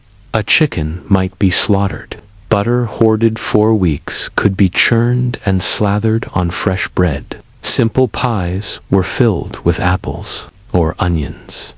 Ale flowed a little freer, and if a local lord was feeling generous, he might host a public feast in the village square, offering roasted meat, soup, or sweet buns to the masses, partly out of piety, partly out of political optics. In towns, the emerging middle class of merchants and artisans feasted with more. They had access to better ingredients, imported spices, and bigger ovens. Their holiday tables might include dried fruits, honey cakes, sausages, meat pies, and cheese aged in cellars under cobbled streets. Guilds often organized communal feasts, reinforcing both brotherhood and social order. It was a display of civic pride and financial success. But then there were the nobles, for whom feasting was performance art. A royal Christmas or Easter banquet was just a meal. It was a message. Roasted boars with apples in their mouths, towers of marzipan, fish dyed gold, pastries shaped like animals, castles, even saints. Each courser filled with music, fanfare, and sometimes a line of servants bearing flaming torches. Their ingredients came from far and wide: cinnamon from Ceylon, sugar from Venice, oranges from Spain. Dishes were elaborate, excessive, and meant to impress. And unlike the peasants, nobles dined on white bread, fine wine, and meats forbidden to others during fasting periods, all thanks to hospital permissions or medical reasons. So yes, everyone feasted, but your place, eat the table, and what was on it, said everything about who you were in the world. Long after the last boar's head was served, long after the mummers stopped performing, and the church bells rang out their final holiday hymns, the memory of medieval holiday feasts lingered in hearts, in recipes, and in rituals that still echo today. For medieval people, these feasts were unjust, indulgent distractions. They were anchors of identity, marking the passing off time and tying the sacred to the communal. In a world of plagues, boat harvests, and political upheaval, the annual rhythm of Ule Epiphany and Easter offered reassurance that joy still returned, that light follow a darkness, that the fast always gave way to the feast. Even as the centurias rolled on and the Middle Ages gave way to the Renaissance, then to modernity, many of the core traditions survived. Christmas as we know it, the roasted meats, the ule log, the gift-giving, the decorated greenery, all have roots in medieval customs. So do king's cakes, now enjoyed in places like France, Spain, and New Orleans during Epiphany and Mardi Gras, still hiding a tiny token inside for a lucky reveler. Easter, too, kept its flavor. Eggs, once symbols of resurrection and ration treasure, remain centerpieces. Easter lamb, whether real or symbolic in chocolate form, continues to grace modern tables. Even hot cross buns, traced to ancient Lenten customs, still show up every spring in supermarkets and bakeries. But perhaps more lasting than food itself is the idea of feasting as sacred, the belief that certain days are meant to be set apart for gathering, for gratitude, for remembering that joy too is holy, is a medieval inheritance. Holiday feasts weren't just about gluttony, they were acts of hope, defiance, even a community, saying, "We're still here, we still believe, we still celebrate." In an age before refrigeration, industrial ovens, or supermarkets. Pulling off a holiday feast took planning, sacrifice, and it required whole communities working together, baking, roasting, singing, praying, and the payoff was never just a full stomach. It was laughter, storytelling, shared humanity, a brief taste of heaven in the grand halls of imperial Rome, where marble gleamed and whispers traveled faster than horses. Faustina the Younger entered the world in 130 CE. She was not born into ordinary nobility. She was born into the pinnacle of Roman prestige. Her father was Antoninus Pius, a man destined to become emperor. Her mother, Fina the Elder, was already an icon of Roman matronly virtue. Finith Younger didn't just inherit wealth or a name. She inherited expectation. Raised in the elite imperial court, Fanina grew up surrounded by statues of gods, guarded by senators, and tutora be some of the sharpest minds in the empire. She learned Latin and Greek before most Roman girls learned how to weave. Her education wasn't ornamental, it was political. She was trained in Stoic thought, in the art of rhetoric, and in the careful performance of virtue. Her childhood was a dress rehearsal for but behind the polished bronze and public rituals, Roman imperial life was a tightrope walk. Fina was not just her parents' daughter, she was a piece on the board, a tool to reinforce dynastic succession and public trust in the Antonine family. From the moment she could walk, every gesture was part of a wider play. Her smile was diplomacy, her silence calculation, and yet, even in this rigidly controlled environment, Fina showed signs of. She was known for her poise, her presence, and later, her charisma. Traits that would serve her well in a world dominated by political intrigue and fragile male egos. Her lineage set her apart. She was the great niece of Hadrian, future wife of Marcus Aurelius and mother to the infamous Commodus. Even before her marriage, her destiny was set in stone, literally. Busts of her mother lined temples, coins bore her name, and poets praised her bloodline as divine. But greatness is a double-edged sword.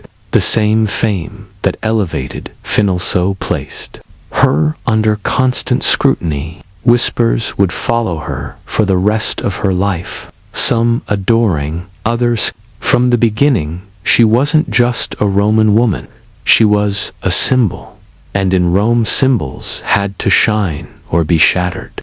In 145 CE, at just 15 years old, Faustina the Younger married her cousin, a quiet, serious philosopher named Marcus Aurelius. It was a political union carefully arranged to solidify dynastic continuity.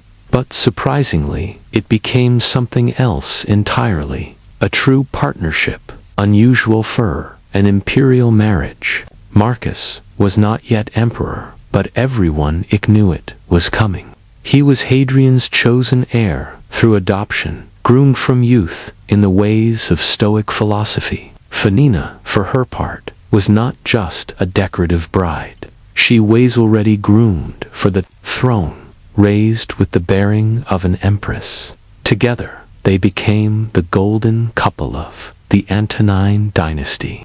And yet, this was no fairy tale. The Roman world was filled with civil unrest, border wars, and plagues. Being empress wasn't about silk and feasts.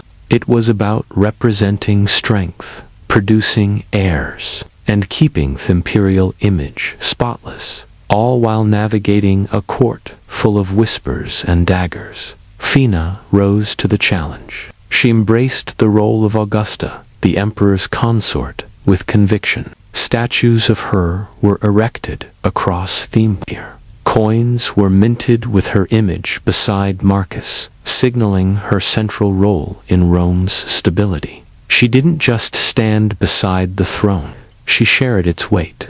She also took on the traditional role of mother of the empire, quite literally, over the course of her marriage. Fina gave birth to at least 14 children, though only a few survived infancy.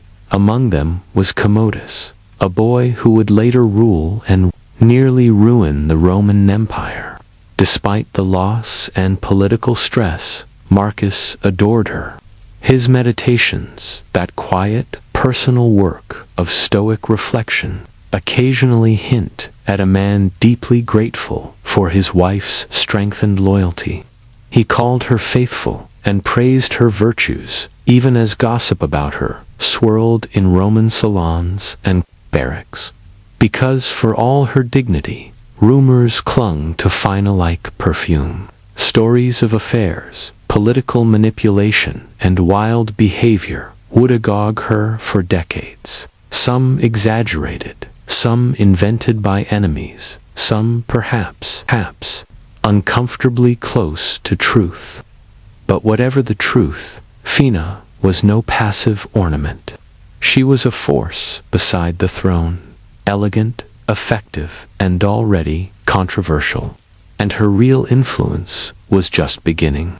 To be a Roman empress was to be a mother, not just to children, but to the empire itself. For Fina the Younger, this was not symbolic. She was quite literally thewum of dynastic survival. Over the course of her marriage to Marcus Aurelius, Fina gave birth to an astounding 14 children. It was both a political necessity and a personal ordeal. Every successful birth meant another potential heir, another safeguard for Rome's future. But the grim reality of Roman medicine meant that most of her children died young. Only a handful survived to adulthood. Each loss was approbate grief made public through shrines, mourning rituals, and silent imperial processions. The most infamous of her surviving children was Lucius or Aurelius Commodus. Born in 161 CE, he would later be, and as many historians argue, one of the worst in Roman history. But as a child, he was Rome's hope. Fina poured herself into shaping him, overseeing his upbringing in the imperial household, where education was administered by philosophers and slaves alike. Yet Fina was more than just a mother in the biological sense. She became a maternal figure for the Roman people, especially the soldiers. She often traveled with Marcus during military campaigns, a rare move for an empress, bringing her children along and living among the troops to the soldiers. She was not a distant goddess in ivory towers. She was there, visible, regal, and present, in moments of both triumph and fear. In return, Therame adored her. She was called Mata Castrum, Mother of the Camp. It was a title neither empress had borne before her. It wasn't ceremonial, it was earned, and it mattered. Roman soldiers were notoriously difficult to impress, yet Fina's presence calmed camps and inspired loyalty. Her symbolic power reinforced Marcus Aurelius's own authority. Together they were not just emperor and empress, they were theparents of Rome. But with influence came resentment. Not everyone believed a woman should hold such sway over public morale and imperial policy. Behind the scenes, whispers about her grew louder. Was she truly loyal? Was she too powerful? Was she hiding something? One thing was clear. Fina was no silent matron. She was a mother, yes, but she was also a player in the imperial game. In a world where Roman imperial marriages were more about alliances than affection, the union between Fina the Younger and Marcus Aurelius stood out, not for its ceremony, but for its intimacy. On paper, it was textbook dynastic strategy. Fina daughter of Antoniuspas, married to Marcus, his adopted son and heir. The marriage solidified the succession, created a united front, and reassured Rome that the throne would remain within a respected bloodline. But what developed between them was, by many accounts, a genuine bond. Marcus Aurelius, the famously stoic philosopher-emperor, rarely spoke emotionally except when it came to Fanina. In his Meditations, a deeply private text never meant for publication, he wrote of her as his most faithful and beloved wife. In a world of arranged unions and interchangeable empresses, that line spoke volumes. Their partnership was political, yes, but also collaborative. Fina traveled with Marcus on campaign. She supported his decisions even in the brutal chaos of frontier warfare. In return, Marcus honored her publicly. He granted her unprecedented titles, minted coins bearing her face, and involved her in key ceremonial roles. She wasn't just an accessory to power. She was half of the equation. And yet, the Roman public was divided. To the military, she was a beloved presence. To the Senate and aristocracy, she was a more complicated figure. Rumors trailed her like perfume. Some claimed she had lovers among the gladiators. Others whispered of political manipulation, emotional instability, even conspiracy. There was no concrete proof, only shadows and hearsay. But the Roman elite was never one to let facts get in the way of a juicy scandal. What's remarkable is that Marcus never wavered. While other emperors might have exiled or quietly replaced a troublesome wife, Marcus remained loyal. Either he didn't believe the rumors, or he didn't care. Their marriage lasted 30 years, through war, plague, rebellion, and immense persecution. And while historians still debate whether the loyalty was mutual, the emperor's devotion was undeniable. In the end, theirs was a marriage very unwatched, half scandal, half legend, entirely unforgettable. But as the empire descended into chaos, even the strongest unions would face breaking points. For all her titles, triumphs, and imperial honors, Fina the Younger was never free from the long shadow of scandal. From the palaces of Rome to the far-flung provinces, her name stirred admiration, suspicion, and sometimes thinly veiled disgust. The Roman elite whispered that Fina was unfaithful, impulsive, and dangerously ambitious. The most infamous rumor their son Commodus was not the child of Marcus Aurelius, but the product of an affair with a gladiator. It was a story fit for the amphitheater, the empress descending from her marble pedestal to consort with the bloodied champions of the arena. Scandalous, absolutely true, almost certainly not. Yet the story persisted, not because of evidence, but because it fit the narrative the Senate wanted to believe. They despised Commodus, and needed Samion to blame for his erratic, cruel reign. Fanina, already dead when Commodus took power, made a convenient scapegoat. There were other stories, too. Tales of political scheming, of manipulating Marcus behind the scenes, of playing favorites at court. Critics painted her as a Roman Helen of Troy, a woman whose beauty and influence could sway the empire's fate. And like most powerful women in ancient history, that mix of visibility and authority became a magnet for slander. It didn't help that Fina often traveled with the military, a realm traditionally reserved for men. Her presence in the camps, while celebrated by the soldiers, was seen by some senators as improper. What kind of empress sleeps under canvas, dines with centurions, whisper sorters, outside the forum? Even her charity work, her sponsorship of orphanages and support for the poor waste-twisted into political theater by her detractors. Was she truly generous, they asked, or simply buying love to offset her personal reputation? Through all of it, Marcus Aurelius never flinched. He continued to refer to her as loyal, honored her with statues, and praised her memory after her death. Either he was blind to her faults, or he knew theramers were just that, rumors. In truth, the scandal says more about Rome than about Fina. A powerful woman who defied quiet expectations was bound to attract anemones, and Fina, for better or worse, never played small.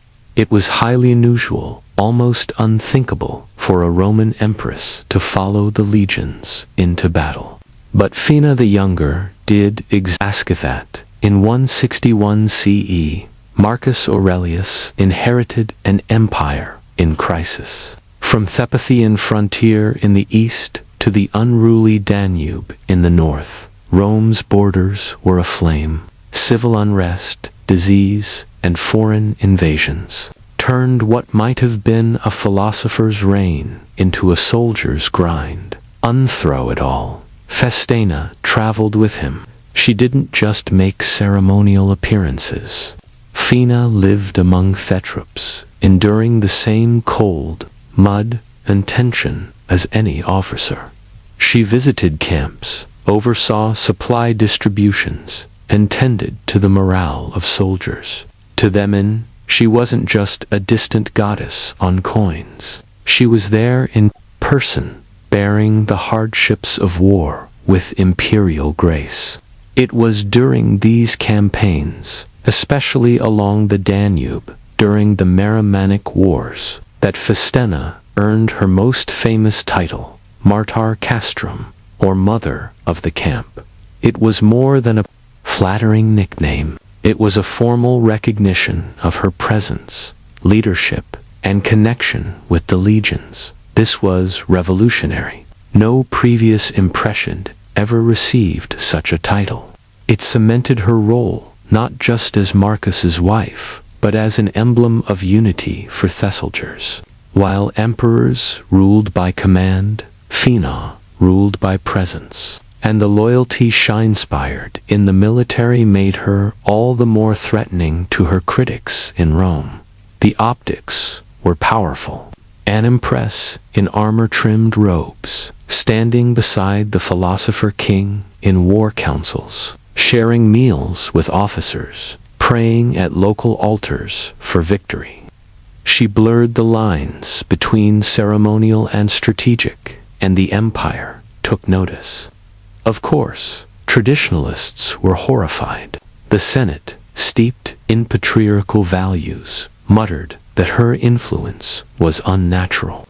A woman in the barracks, they scoffed. But for the common soldier, and for many in the provinces, she became a symbol of hope. An empress who did not retretento marble halls, but stood with Rome on the frontier. Fanina's time on campaign wasn't a footnote. It was a defining chapter in her legacy. While others judged from afar, she walked among soldiers, not afraid to share the mud, the blood, and the burden of empire.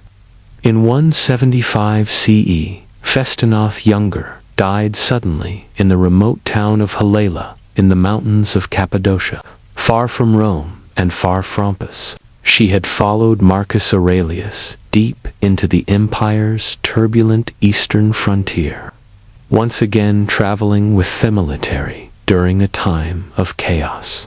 She was only around 45 years old. Her death came shortly after a major crisis, the rebellion of Cassius, a Roman general who falsely declared himself emperor under the mistaken belief that Marcus had died. The coup failed, but it shook the empire, and it may have broken Fina's spirit. Some sources even suggest she had backed Cassius in secret, though this was likely a slander invented by her enemies after the fact. Whatever the truth, her death devastated Marcus. He was far from stoic in mourning. His grief was public, lavish, and immediate. Marcus ordered the Senate to deify her, and they complied. Phana, the younger, became a goddess. Her name joined the ranks of the divine, alongside emperors and empresses before her. She was no longer just Augusta. She was Diver Phana, and with deification came monuments. The town of Halala, where she died, was renamed Phenanopolis in her honor. Temples were erected, statues sculpted, and coins minted, bearing her divine image, now wreathed in stars. In Rome, the temple of Phana and Marcus Aurelius rose, anchoring her memory to the forum itself. More than just ritual, her deification was a political act. It reminded the empire of her virtues, sanitized her reputation, and reinforced the legitimacy of Marcus and their son Commodus. The Divine Mother meant a divinely appointed heir, even if that heir would turn out to be deeply flawed. Interestingly, her apotheosis did not erase the rumors. Whispered tales of betrayal, ambition, and scandal still clang to her legacy. But as with all Roman deities, worship didn't require moral perfection, only symbolism and memory. But in the Roman imagination, she had lived in shadow and light, loved fiercely, ruled boldly, and died far from home. And Rome, for all its suspicion, couldn't help but build her a pedestal that reached the heavens. When Marcus Aurelius died in 180 CE, he left the Roman Empire in the hands of a young man who would become one of its most infamous rulers, Lucius, or Aurelius Commodus, the son of Phana the younger. For a brief moment, it seemed like the dynasty Phana had helped build would endure. Commodus was the first emperor in nearly a century to be born into power, not adopted into it. His succession marked a turning point and a gum, but within a few short years, it became clear Commodus was no Marcus Aurelius. His reign was marked by paranoia, cruelty, self-indulgence, and spectacle. He fancied himself Hercules reborn, fought in the gladiatorial arena, renamed Rome after himself, and left the administration to a rotating cast of sycophants and assassins. And inevitably, the question arose, was Phana to blame? Ancient historians, always eager to moralize, looked backward through Commodus' madness and found, conveniently, his mother. They dredged up every rumor, every whisper of infidelity, every accusation of scheming, and painted Phana as the true seed of the empire's corruption. If Commodus was a monster, surely his mother had either birthed it or molded it. But this is more political narrative than fact. Phana died when Commodus was just a teenager. Role in his early education and upbringing, surrounding him with tutors, philosophers, and statesmen. She traveled with him on campaign, helped prepare him for imperial life, and oversaw his introduction to Roman politics. But no mother, divine or mortal, could completely control the future. Today suggest that Faustina's early death may have removeth only person who could have grounded Commodus. Without her presence, he was left under the influence of corrupt courtiers and opportunistic handlers. Marcus, exhausted and grieving, may have failed to recognize how far his son was drifting. Her deification remained untouched, but her memorabecum complicated, a tragic symbol of how even the best-laid dynastic plans can unravel. She had birthed a god, she had buried children, and she had given Rome an emperor it would never forget for all the wrong reasons. Phana the younger died nearly 2,000 years ago.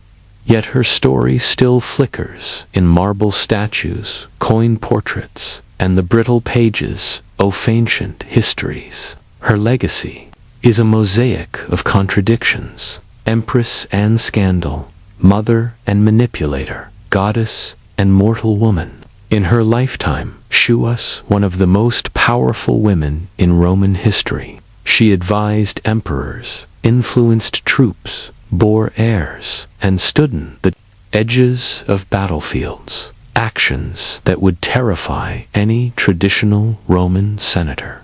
And because of that power, she became a lightning rod for gossip and myth. She was remembered by the military as Martyr Castrum, the empress who stood with them in the mud and snow.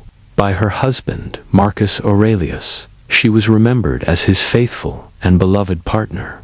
But to historians like Cassius Dio and the ever-scandal-loving gossip mills of late antiquity, she became theme press of rumors. Blamed for infidelities, conspiracies, and even the rise of Commodus, woman with carefully arranged curls and eyes turned to the heavens. But beneath that idealized gaze lies a story rarely told. A woman raised inside imperial machinery, trained to perform perfection, yet forced to navigate a brutal, male-dominated empire that rarely forgave influence, especially when it came from a woman. Her deification after death was not merely honorific, it was strategic. In a time when dynasties were fragile and emperors frequently fell to poison or blade, immortalizing Fina served as a stabilizing myth. A divine mother meant a divine lineage. Her temples, coins, and titles helped soothe an empire, unsure of Commodus and nostalgic for Marcus' reign. But even today, historians remain divided.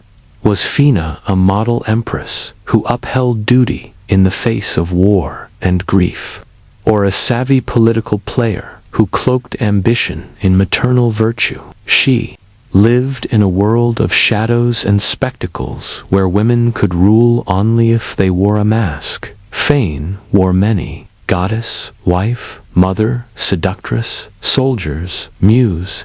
But behind the bronze and legend was a human being navigating power, loss, and love in the heart of the most dangerous empire in the world.